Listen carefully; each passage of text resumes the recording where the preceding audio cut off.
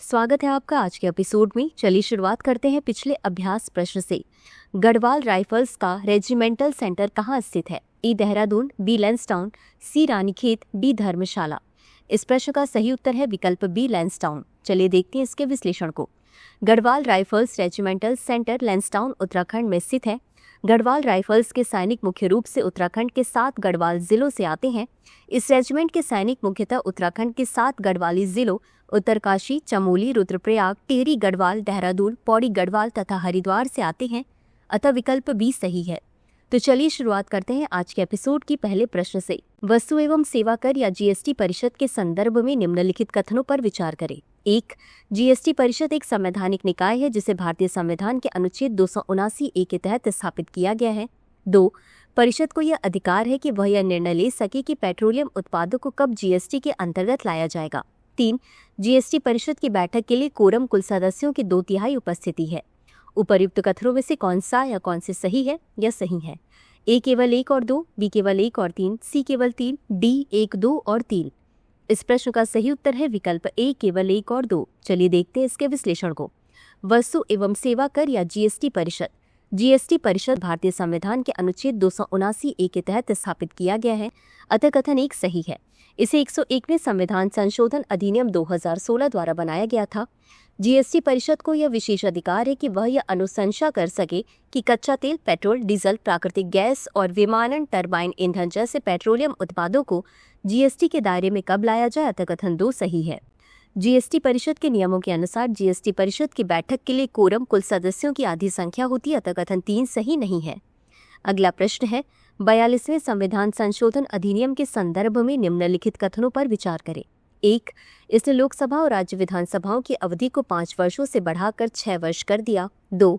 इसने संविधान की प्रस्तावना में समाजवादी, धर्मनिरपेक्ष और अखंडता शब्द जोड़े।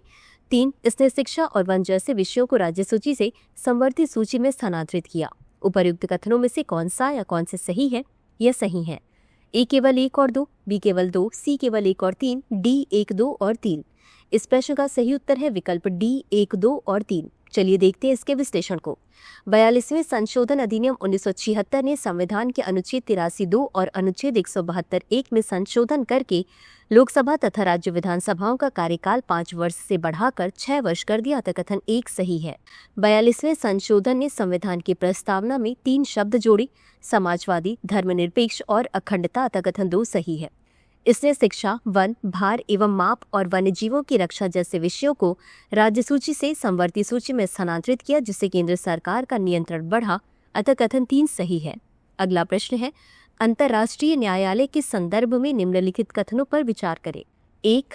आईसीजे में 15 न्यायाधीश होते हैं जिन्हें संयुक्त राष्ट्र महासभा और सुरक्षा परिषद द्वारा स्वतंत्र रूप से मतदान करके 9 वर्षों के लिए चुना जाता है। 2. आईसीजे में 2 न्यायाधीश एक ही देश के नागरिक नहीं हो सकते और न्यायाधीशों को पुनः निर्वाचित होने की अनुमति नहीं होती। 3. यदि कोई पक्ष आईसीजे के निर्णय का पालन नहीं करता तो संयुक्त राष्ट्र सुरक्षा परिषद उसके निर्णय को लागू करवा सकती है। उपर्युक्त कथनों में से कौन सा या कौन से सही है? यह सही है। ए केवल 1 और 2, बी केवल 1 और 3, सी केवल 3, डी 1, 2 और 3। इस प्रश्न का सही उत्तर है विकल्प बी केवल 1 और 3। चलिए देखते हैं इसके विश्लेषण को। अंतर्राष्ट्रीय न्यायालय या आईसीजे। अंतर्राष्ट्रीय न्यायालय में 15 न्यायाधीश होते हैं जिन्हें संयुक्त राष्ट्र महासभा और सुरक्षा परिषद द्वारा 9 वर्ष के कार्यकाल के लिए चुना जाता है। ये अंग एक साथ लेकिन अलग अलग मतदान करते हैं, अतः कथन 1 सही है। आईसीजे के कोई भी 2 न्यायाधीश एक ही देश के नागरिक नहीं हो सकते हैं और न्यायाधीश पुनः चुनाव के लिए पात्र हैं, अतः कथन 2 सही नहीं है। यदि किसी मामले में कोई पक्ष आईसीजे के निर्णय का पालन करने में विफल रहता है तो दूसरा पक्ष मामले को संयुक्त राष्ट्र सुरक्षा परिषद में ले जा सकता है। सुरक्षा परिषद तब निर्णय को लागू करने के लिए उपाय कर सकती है, अतः कथन 3 सही है। अगला प्रश्न है डॉक्टर BR अम्बेडकर के संबंध में निम्नलिखित कथनों पर विचार करें। 1.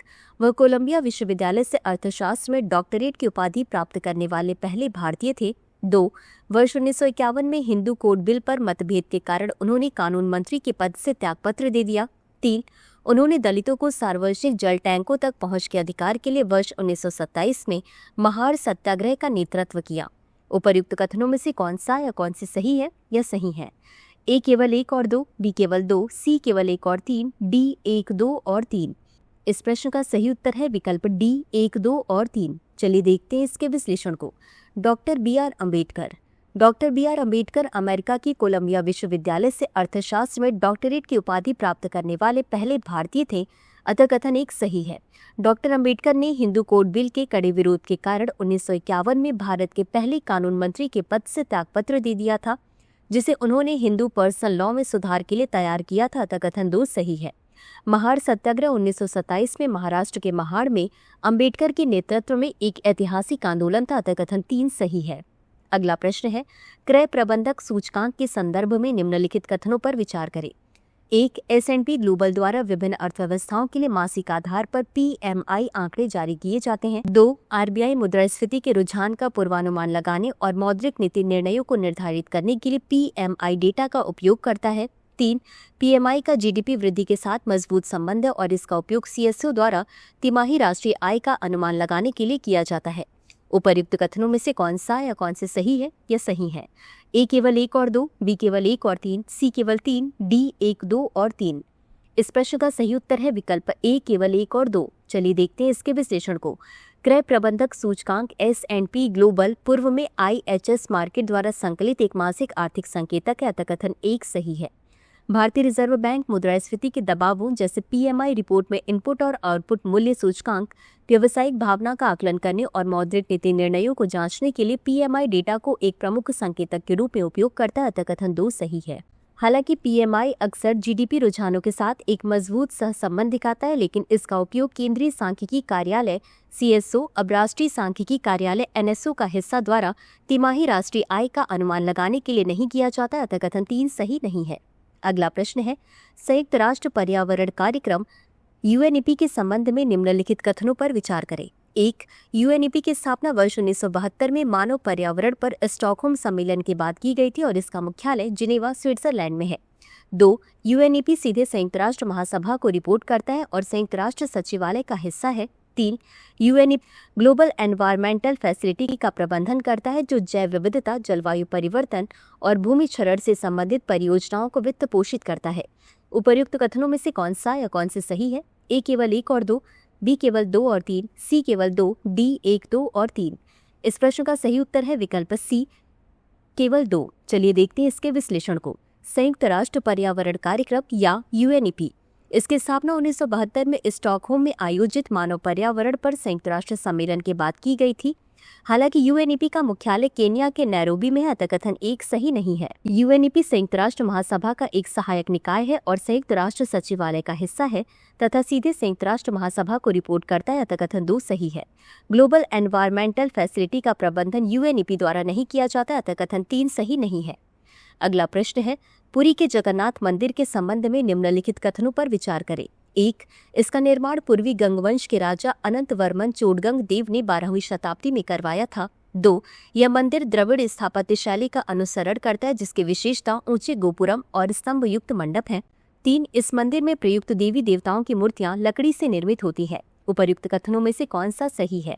A केवल 1 और 2, B केवल 2, C केवल 1 और 3, D 1, 2 और 3। इस प्रश्न का सही उत्तर है विकल्प C केवल 1 और 3। चलिए देखते हैं इसके विश्लेषण को। जगन्नाथ मंदिर। पुरी का जगन्नाथ मंदिर 12वीं शताब्दी ईस्वी में पूर्वी गंगवंश के शासक राजा अनंत वर्मन चोडगंग देव द्वारा निर्मित कराया गया था, अतः कथन 1 सही है। यह मंदिर कलिंग शैली में निर्मित है, जो मंदिर स्थापत्य की नागर शैली की एक क्षेत्रीय उपशैली, अतः कथन 2 सही नहीं है।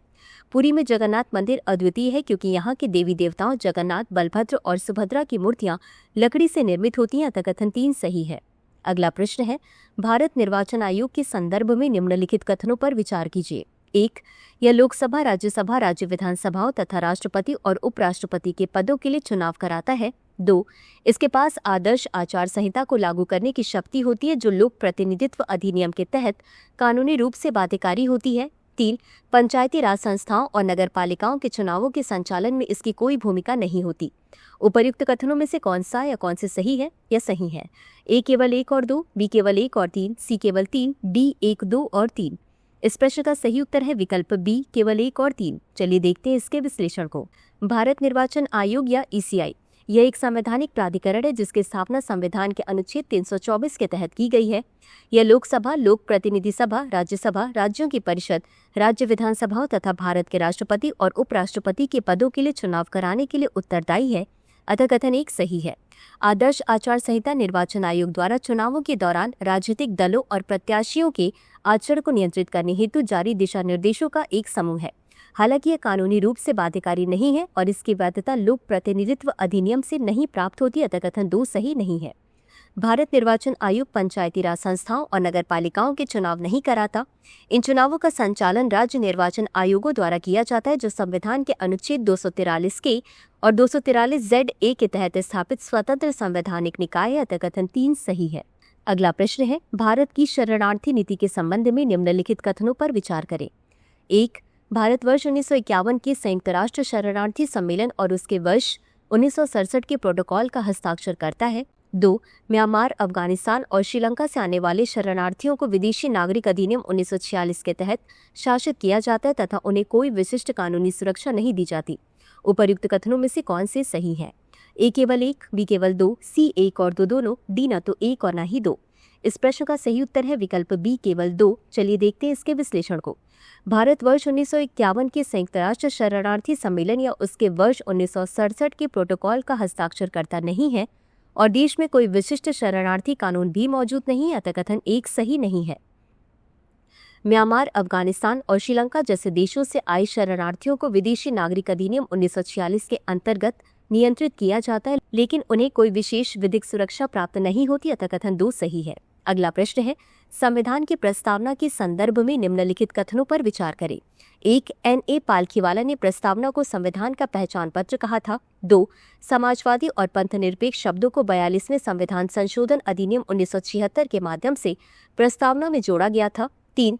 सर्वोच्च न्यायालय ने केशवानंद भारती बनाम केरल राज्य मामले 1973 में निर्णय दिया कि प्रस्तावना संविधान का अभिन्न हिस्सा है। उपर्युक्त कथनों में से कौन सा सही है? A केवल 1 और 2, B केवल 2, C केवल 3, D 1, 2 और 3।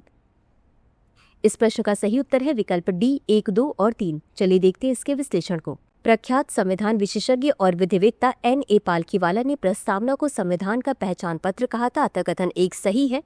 आपातकाल के दौरान पारित 42वें संविधान संशोधन अधिनियम 1976 ने प्रस्तावना में 3 शब्द समाजवादी, पंथनिरपेक्ष और अखंडता जोड़े, अतः कथन 2 सही है।